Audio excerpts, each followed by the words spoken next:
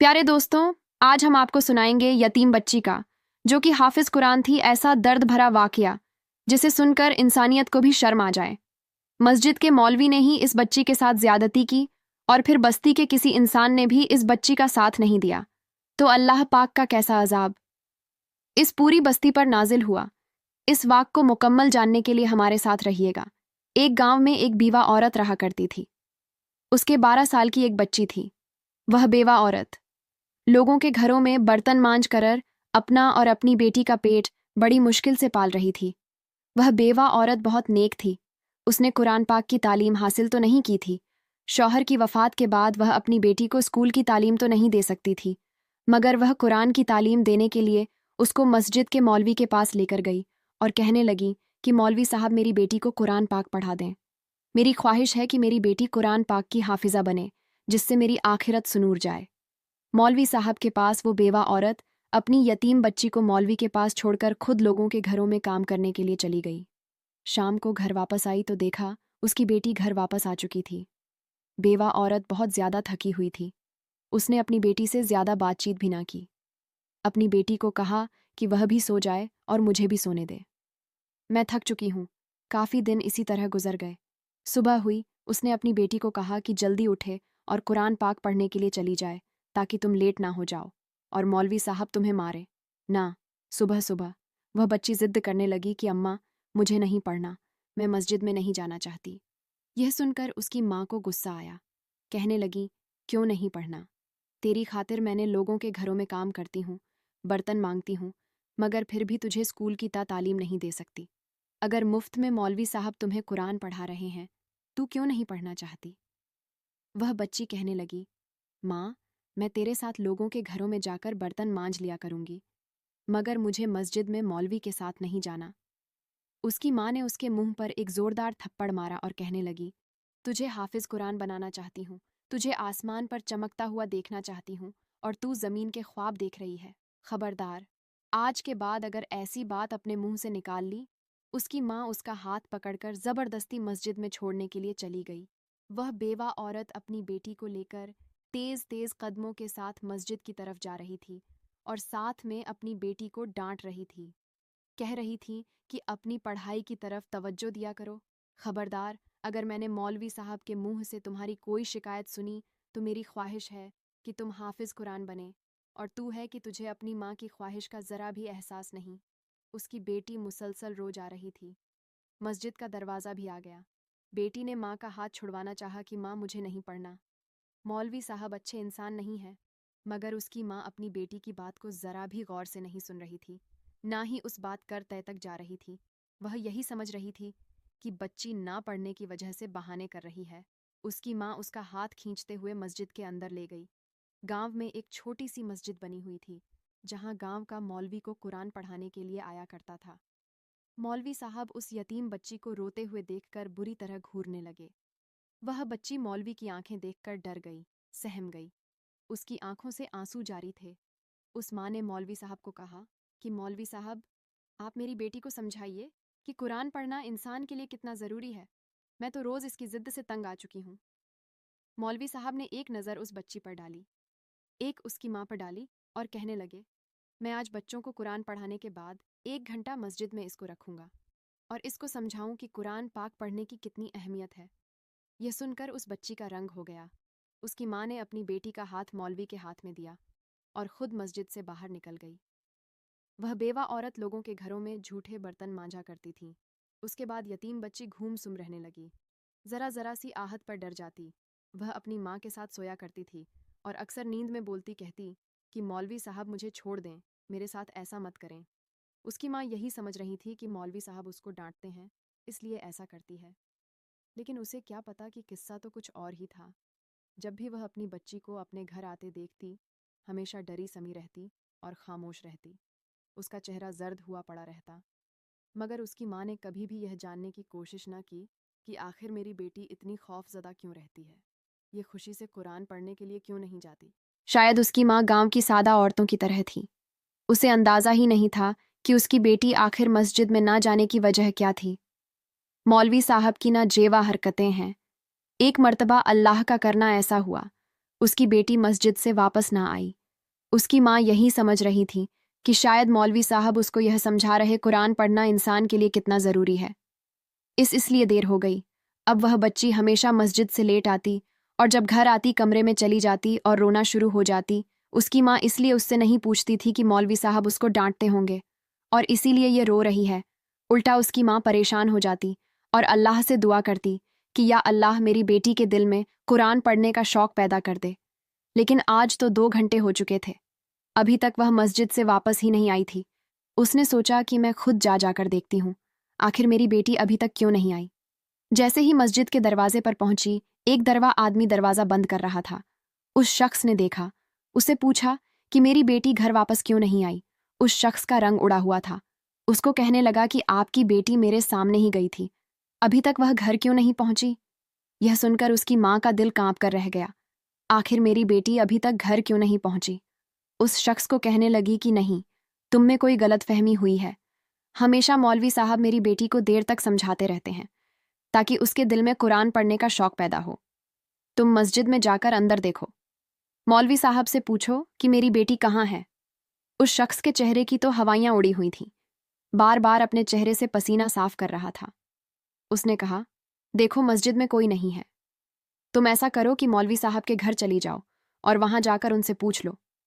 वो बेवा औरत तो अपनी बेटी के लिए बहुत ज्यादा परेशान थी। मौलवी साहब के घर गई। मौलवी साहब की बीवी ने दरवाज़ा खोला और कहा, मौलवी साहब तो अभी तक घर नहीं आ, वह हमेशा लेट ही आते हैं। मस्जिद में बच्चों को पढ़ाने के बाद वह गांव के सरदार को बच्चों को कुरान पढ़ाने के लिए चले जाते हैं। यह सुनकर तो उस औरत का दिल जैसे धड़कता ही बंद हो गया। वह बहुत ज्यादा परेशान थी। इस बीवा माँ ने सोचा कि मैं एक बार घर जाकर देख लेती हूँ, शायद मेरी मुसर्रत बेटी घर पर ही आ गई हो। उसने घर जाकर देखा तो घर पर कोई नहीं था। इसी तरह से रात का 1 बज गया। उसकी बेटी कहीं नहीं मिल रही थी। माँ हर घर का दरवाज़ा खटका और पूछती। गांव वाले भी उस चीज़ पर परेशान थे, क्योंकि उससे पहले ऐसा मामला गांव की किसी भी लड़की के साथ नहीं आया था। आखिरकार वह औरत गांव के चौक में बैठकर जारो कतार रोने लगी कि मेरी बच्ची कहाँ चली गई। उससे पहले तो ऐसा कभी नहीं हुआ। इतने में ही गांव के बाहर से 2 आदमी गांव में दाखिल हो रहे थे। उन्होंने उते ही उस बीवा औरत को बताया कि अरे, फेदाइन में पड़े हुए देखा है। हम तो इस वजह से नहीं उठा के लाए कि शायद उसका हम पर ही इल्जाम ना आ जाए। यह सुनने की देर थी कि वह माँ रोते हुए गांव के खेतों की तरफ भागी। आगे का मंजर देखकर तो उसकी चीखें निकल गईं। उसकी बैठ अजी हुई हालत में खेतों में पड़ी थी और अपनी आखिरी सांसें ले रही थी। माँ ने तड़प कर आगे बढ़ी और अपनी बच्ची को अपनी गोद में ले लिया। वो बच्ची से कहने लगी कि मेरी बच्ची, तेरे साथ यह किसने किया, तेरी यह हालत किसने की। वो बच्ची बहुत ही मुश्किल से बोल पाई कि मौलवी साहब ने मेरे साथ, उसके बाद इस लड़की ने दम तोड़ दिया। माँ बच्चे को गले लगाकर रोने लगी। गांव वाले मुश्किल से उस बीवा औरत को और उसके बच्चे की लाश को उठाकर उसके घर ले हुए। उसके रोने की आवाज़ इतनी बुलंद थी कि पास के हमसाए मर्द औरतें सब घर में जमा हो गए। कोई भी नहीं सोच सकता था कि हंसती खेलती बच्ची मौत के मुंह में चली जाएगी। हर कोई कभी बच्ची को देखता, कभी उसकी माँ को देखता। उसकी माँ तो अपने होश खो चुकी थी, क्योंकि वह जान चुकी थी कि उसकी बेटी के साथ बहुत गलत हुआ है। मासूम बच्ची कफन में लिपट चुकी थी।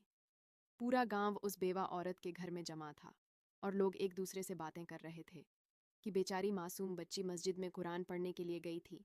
रास्ते में किसी ने इसके साथ गलत हरकत की और यह वहीं दम तोड़ गई। जब बेवा औरत रोती हुई कुछ संभली, उसने लोगों की बातें सुनी। वह कहने लगी कि कोई और नहीं, मैं जानती हूँ कि मेरी बेटी के साथ यह हरकत किसने की है और मैं हर हाल में उसको उसके अंजाम तक पहुँचा कर रहूँगी। मैं अपनी बच्ची को इंसाफ ज़रूर दिलाऊंगा। वह इंसान नहीं, भेड़िया है। भेड़िया जो लोगों के सामने एक इंसान बना हुआ है। वहाँ मौजूद तमाम लोग उसको देख रहे थे और हैरत में थे कि अगर वह कौन है जिसने यह हरकत की, ताकि वह अपनी औलाद को भी उस भेड़िए जैसे इंसान से बचा सके। वहाँ मौजूद तमाम लोग उसको देख रहे थे और हैरत में थे कि अगर वह कौन है जिसने यह हरकत की ताकि वह अपनी औलाद को भी उस भेड़िए जैसे इंसान से बचा सके। तभी मस्जिद के मौलवी साहब उसके घर में दाखिल हुए थे। मौलवी साहब को देखते ही उस औरत की आंखें को खून उतर आया और भागकर उनका गिरेबान पकड़ लिया। जैसे ही लोगों ने उसको मौलवी साहब का गिरेबान पकड़ते हुए देखा, लोग उसको पीछे करने लगे। कहने लगे कि यह तू तू क्या कर रही है? आखिर तू मौलवी साहब के साथ ऐसा कैसे कर सकती है? वो बेवा औरत रो रो चीख चीख कर सबको बोल रही थी, वह यही है जिसने मेरी बेटी को मार दिया, उसको ज्यादती का निशाना बनाया और फिर मरने के लिए छोड़ दिया। अगर मुझे पता होता कि यह ऐसा भेड़िया है जो मेरी बेटी को नोच नोच कर मार डालेगा, तो मैं अपनी बेटी को कभी भी इसके पास कुरान पढ़ने के लिए ना भेजता। वहां मौजूद लोग मौलवी साहब को देखते, कभी उस बेवा औरत की बातें सुनते। मौलवी साहब बहुत नेक इंसान माने जाते थे। कभी कोई ख्वाब में भी यह नहीं सोच सकता था कि मौलवी साहब ऐसा करेंगे। पूरे गांव में उनकी हर कोई बहुत ज्यादा इज्जत करता था। मौलवी साहब तो एकदम परेशान हो गए, इतनी जल्दी मेरा राज खुल जाएगा। वह इसी तरह बेवा औरत को बोलते हुए देखकर लोगों से कहने लगे, मैं तो अपनी तालिब इल्म बच्ची के जनाजे पर आया था, मुझे नहीं पता था मेरे साथ यह सलूक होगा। वह तो बड़ी अच्छी बच्ची थी, मुझे नहीं पता था मुझ पर यह इल्ज़ाम लग जाएगा। मौलवी साहब ने यह बात इस अंदाज में कही कि लोगों को वह बेवा औरत गलत और मौलवी साहब ठीक लग रहे थे। मौलवी साहब वहां से चले गए। उस यतीम बच्ची की तदबीन कर दी गई। गांव की औरतें उस बेवा औरत को कहने लगीं, यकीनन तुम्हें कोई गलतफहमी हुई है, हम मानते हैं तुम्हारी बेटी के साथ बहुत बुरा हुआ है, मगर मवी साहब जैसा नेक दिल इंसान तो एक फरिश्ता है, वह ऐसा कैसे कर सकते हैं? मगर वह बेवा औरत जिद्द पर अड़ी हुई थी कि मरते वक्त मेरी बेटी ने मौलवी साहब का नाम लिया था। लोग कहने लगे कि मौलवी साहब तो सालों से बच्चों को कुरान पढ़ा रहे हैं, मगर आज तक ऐसी कोई भी शिकायत नहीं मिली। कहने लगी कि मेरी बेटी के साथ उन्होंने यह सलूक किया है। एक औरत तो यह सुनकर बड़े गुस्से से कहने लगी, मेरी भी बेटियां मौलवी साहब के पास पढ़ती हैं, अभी भी मेरी बेटियां इन्हीं के पास पढ़ती थीं है, और आज तक ऐसा हम लोगों ने कुछ नहीं सुना। मजबूरन वह औरत खामोश हो गई। कोई भी उसका साथ नहीं दे रहा था। शायद कि वह बर्तन मांजने वाली थी, उसके सर पर ना कोई वाली वारस था। वह औरत अगले ही रोज उठी और रोते हुए वहां के सरदार के घर चली गई। काफी देर इंतजार करने के बाद आखिरकार सरदार ने उसको अपने पास बुलाया। उसने पूरी बात सरदार को बताई। उसके बाद सरदार ने सुनकर कहने लगा कि मेरे की बात नहीं है, तुम गांव के काजी के पास जाओ, वही वह फैसला सुना सकता है। यह सुनकर परेशान हो गई कि उन सब बातों को तो मैं जानती नहीं। वह सरदार के सामने हाथ जोड़ने लगी, रोने लगी, खुदा के लिए मेरी मदद करें, मेरी बेटी को इंसाफ लाए। इन सब मामलात का मुझे नहीं पता। सरदार ने उसको काजी का पता दिया। वो उसके पास चली गई और जाकर पूरी बात बताई। काजी कहने लगा कि फैसले की तह तक जाने के लिए तो तुम्हें कुछ पैसे देने पड़ेंगे। और औरत कहने लगी, पैसों की आप फिक्र ना करें, मैं आपको जितने चाहेंगे उतने पैसे लाकर दूंगी, मैं कुछ भी करूं, आप मेरी बेटी को इंसाफ जरूर दिला दीजिए। जालिम मौलवी ने मेरी बेटी को मौत के घर उतार दिया। इस बीवा औरत के पास जो कुछ भी जमा पूंजी थी वह उसने बेच दी। अपनी बच्ची के लिए उसने कुछ जमा कर रखा था।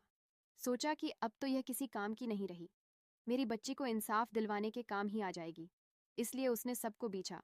उसकी सारी रकम काजी को लाकर दे दी। कादी ने उस मौलवी को अदालत में बुलवाया। वह तो कभी सोच भी नहीं सकता था कि बेवा औरत उसे यहाँ तक ला सकती है।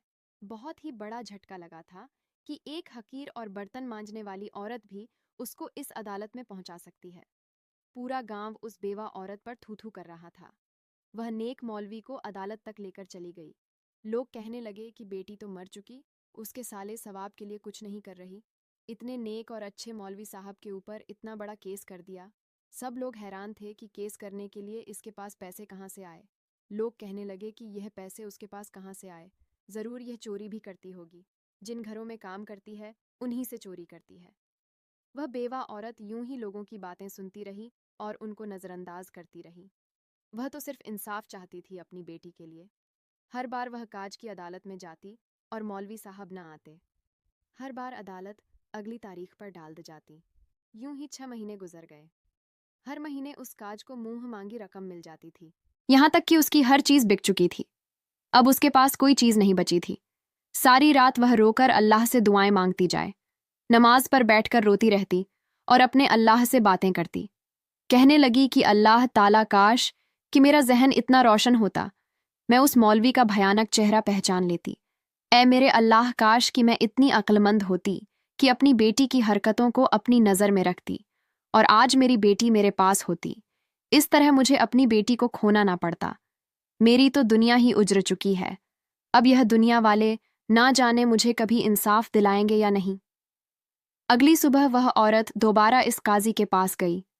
काजी कहने लगा कि अब वह वक्त आ चुका है जब मैं उस मौलवी को कड़ी से कड़ी सजा दिलवाऊंगा, मगर तुम्हें इसके लिए मुझे डबल रकम देना होगी। थोड़ी देर के लिए तो वह बेवा औरत सोच में पड़ गई, क्योंकि अब उसके पास सवाए घर के कुछ नहीं था। वह काजी कहने लगा कि अब हर हाल में वह फांसी पर चढ़ जाएगा। उस काज ने बहुत ज्यादा यकीन दिलाया और कहा, हाँ, उसके लिए मुझे डबल रकम की जरूरत पड़ेगी, और देखना फैसला कैसे चुटकियों में होता। तुम देख लेना किस तरह लोग उस मौलवी को घसीट कर इस अदालत में लेकर आएंगे, और तुम्हारे कदमों में मैं उस मौलवी का सर रखेंगे। यह सुनकर उस बेवा औरत को बहुत ज्यादा तस्कीन मिल रही थी। यह सुनकर वह कहने लगी, ठीक है, मैं सुबह आपको रकम लाकर दूंगी। वह काजी दिल में बहुत खुश हुआ। वह जानता था कि यह सादा सी औरत है और मेरी बातों में आ जाएगी। अगले ही रोज वह बेवा औरत सरदार के घर गई। वहां मौलवी साहब सरदार के बच्चों को कुरान पाक पढ़ा रहे थे और उसको देखकर तंजिया मुस्कुराहट के साथ देखने लगे। उस बेवा औरत का बस नहीं चल रहा था कि वह उस मौलवी साहब का मुंह नोच लेती और वहीं उसको जान से मार देती, मगर आंखों में आंसू लिए आसमान की तरफ देखने लगी। उसने अपना घर सरदार को बेच दिया और पैसे लेकर सीधा काजी के पास चली गई। काजी ने पैसे लेकर उसको कहा, बस अब तुम सुबह होने का इंतजार करो, तुम बहुत बड़ी खुशखबरी सुनोगी। यह सुनकर वह बेवा औरत सकून से अपने घर वापस चली गई और सोचने लगी कि कल वह दिनुमा शख्स फांसी के तख्त पर लटक जाएगा। मगर अगला दिन यूं ही खामोशी से गुजर गया। यूं ही 2-2 3 दिन गुजर गए। वह मजबूरन काज के घर गई और वहां जाकर रास्ते में चौकीदार ने रोक लिया। कहने लगा कि बीबी काजी साहब यहाँ मौजूद नहीं है। वह अपने बीवी बच्चों के साथ दूसरे इलाके घूमने के लिए गए हुए हैं और 2 महीने तक उनका आने का कोई प्रोग्राम नहीं। यह सुनकर वो औरत हक की बक्की रह गई और कहने लगी कि मेरी बच्ची का केस चल रहा था और परसों उस केस की सुनवाई थी। ऐसे कैसे हो सकता है? वहां से दौड़ती हुई सीधा सरदार के पास गई। उसको जाकर पूरी बात बताई। सरदार बड़ी ही अजीब नजरों से उस बेवा औरत को देख रहा था। कहने लगा, तुमने तो कब से इस केस को बंद करवा दिया है। इस तुम्हारे दस्तखत भी मौजूद है। तुमने तो गलती से मौलवी साहब के ऊपर इल्जाम लगाया था, उसके बाद तुमने केस वापस ले लिया, इसलिए अब तुम्हारा केस बंद हो चुका है। यह सुनकर उस देवा औरत के पैरों तले जमीन निकल गई। अचानक एक मुलाजिम आया, उसको धक्के देकर वहां से निकाल दिया। कितनी देर तक वह जमीन पर धड़े मारकर रोती रही। वह ऐसे कानून का जनाजा निकाल रही थी। ये कानून तो सिर्फ अमीर लोगों के लिए होता है। गरीबों के लिए तो सारे असूल बनाए जाते हैं जिन्हें उन्हें पूरा करना होता है। रो रो कर वह सबको बुरा भला कह रही थी। उठकर खड़ी हुई और कहने लगी, तुम लोगों ने तो मेरे साथ इंसाफ नहीं किया, मगर अपनी बच्ची को मैं खुद ही अब इंसाफ दिलाऊंगा। ये कहकर सीधा अपने घर गई। चाकू को उठाया, मौलवी साहब के घर चली गई। मौलवी साहब के घर का दरवाज़ा खुला हुआ था। वह बहुत ज़्यादा गुस्से से मौलवी साहब के घर गई। मौलवी साहब की बीवी घर में मौजूद नहीं थी। मौलवी साहब तो उसको देखकर हड़बड़ा से गए, क्योंकि वह बहुत ज़्यादा गुस्से में थी। उसके हाथ में चाकू भी था। वह एक शेरनी बनी हुई थी। जैसे जैसे ही उसने मौलवी साहब के ऊपर हमला किया, मौलवी साहब ने उसका हाथ पकड़ा और एक ज़ोरदार थप्पड़ उसके मुंह पर मार दिया। मगर उसने हिम्मत ना हारी। वह यूं ही मौलवी साहब के साथ लड़ती रही। उनको कहती रही कि तूने ही मेरी बेटी को मारा है। तू एक इंसान नहीं, तू एक दरिंदा है। लोगों के सामने तू फरिश्ता बना फिरता है, मगर अल्लाह पाक ने तुझे औलाद जैसी नेमत से नहीं नवाजा। तू बेऔलाद है और बेऔलाद ही रहेगा। इतना कहकर उस बेवा औरत ने मौलवी साहब के बाजू पर चाकू मारा। उनके बाजू से खून निकलना शुरू हो गया। यह देखकर मौलवी को बहुत ज़्यादा गुस्सा आया। उन्होंने पूरी ताकत और कुव्वत से बेवा औरत को थप्पड़ मारने शुरू कर दिए। वहीं चाकू उससे पकड़कर उसके सर पर ज़रबे लगानी शुरू कर दी। वह सारी खून से भर चुकी थी। उसके सर से खून बह रहा था। कमज़ोर और बेवा औरत अपने आप को बचाने के लिए मौलवी को नोच रही थी, मगर वहीं उस मौलवी दरिंदे ने उस बेवा और कमज़ोर औरत को बेबस करने के लिए वही सब कुछ उसके साथ किया जो उसकी बेटी के साथ किया था। उस मौलवी ने उस बेवा औरत को भी ज्यादती का निशाना बनाया और फिर किसी फजूल चीज की तरह घर से बाहर फेंक दिया। वह बेहोश हो चुकी थी। जब होश में आई तो उसका जहनी तवाजु बिगड़ गया। दुनिया की कोई होश नहीं थी। पहले बेटी के मौत का गम गुर्बत की सताई हुई, बेवा औरत और काज की अदाअतों के चक्कर लगाकर जलील हो चुकी थी। उसकी हर चीज बिक चुकी थी, मगर अब वह पागल हो चुकी थी। मारी मारी गलियों में फिरती रहती, लोगों के घरों के दरवाजे बजाकर उनको कहती कि देखना, तुम लोगों ने मुझे इंसाफ नहीं दिलाया, मेरी मदद नहीं की, मेरी बच्ची मर गई। तुम लोगों ने मुझे इंसाफ नहीं दिलाया, अब अल्लाह ही मेरा इंसाफ करेगा। तुम लोगों ने तो मेरा साथ नहीं दिया। पहले तो लोग उसकी बातें सुनकर शर्मिंदगी महसूस करते और दुख करते। लोग उसको खाना भी दे दिया करते थे, मगर आहिस्ता आहिस्ता जब उसकी यह आह और बददुआएं बढ़ती गईं, तो लोगों को उस पर गुस्सा आना शुरू हो गया। उन्होंने उसको पत्थर मारने शुरू कर दिए। वह भूख प्यासी दर दर भटकती रही, और एक रोज वह बेवा औरत कचरे के ऊपर मरी हुई मिली। लोगों ने तरस खाकर उसको दफना दिया। मौलवी साहब को तो इसकी मौत का जरा भी दुख ना हुआ। जिस रोज उस बेवा औरत को दफना दिया गया, उसको दफन करने के बाद उस गांव में बहुत शदीद किस्म का जलजला आया, जिससे लोग काम कर रह गए। इस जलजले में जमीन पर बहुत गहरी दरार पड़ रही थी। लोग अस्तगफिरुल्लाह अस्तगफिरुल्लाह करते हुए घरों से बाहर निकले, मगर तभी उन्होंने मौलवी साहब के घर से चीख पुकार की आवाज सुनी। उनकी बीवी चीख रही थी, चिल्ला रही थी। लोग उधर दौड़े। उसके घर पर पहुंचते ही जब लोगों ने देखा, उनकी रूह लर्ज गई। लोग कांप उठे, तौबा तौबा करने लगे। मौलवी साहब के घर में एक बहुत बड़ी दरार बन चुकी थी, जिसमें मौलवी साहब धन से हुए थे। उनका पूरा जिस्म जलजले से फटने वाली जमीन में दस चुका था, और सिर्फ उनका चेहरा नजर आ रहा था, और वह चेहरा एक कुत्ते नुमा शक्ल का बन चुका था। यह देखकर लोगों ने चीखना चिल्लाना शुरू कर दिया। लोगों ने कुछ बहुत ज्यादा हिम्मत की कि मौलवी साहब को निकाल। जैसे ही उनको निकालने के लिए आगे बढ़े, जमीन एक मर्तबा फिर हिली और वो दरार तंग हो गई। खून उस दरार से बाहर निकलता हुआ आ रहा था, और देखते ही देखते मौलवी साहब उस दरार में गायब हो गए। इस मंजर को देखकर लोग डर गए और सहम चुके थे। यह वाकया अखबार में भी छापा गया और मुख्तलिफ किताबों में लिखा गया। यह मंजर देखकर लोग समझ चुके थे कि यह इस बेवा औरत की बद्दुआ थी और मौलवी साहब पर अल्लाह का अजाब था। उन्होंने ज़रूर उस मासूम और यतीम बच्ची के साथ जना किया था, जिसकी वजह से अल्लाह का उन पर अजाब आया। और फिर मौलवी साहब की बीवी ने भी अल्लाह के खौफ से सबको वह सब कुछ बताया जो वह जानती थी। उसने बताया कि हाँ, उस मौलवी ने ही उस बीवी औरत की बच्ची के साथ ज्यादती की थी। जब मुझे उस बात का पता चला तो उसने मुझे धमकी दी कि मुझे भी जान से मार देगा। इसीलिए मैं खामोश रही, लेकिन अभी उसका अंजाम देखकर मैं डर चुकी हूँ कि कहीं अल्लाह मुझे भी सजा ना दे। मौलवी साहब लोगों के सामने एक फरिश्ता बने हुए थे, मगर वह अल्लाह के अजाब से न बच सके। अस्तगफिरुल्लाह। मोहतरम नाजरीन, अपने बच्चों का ख्याल रखा करें। वह कहाँ जाते हैं, और उनको पढ़ाने वाले कार में हर कार्य की बात नहीं कर रही। कुछ कार्य ऐसे होते हैं जिनकी हरकतों को बच्चे महसूस करते हैं।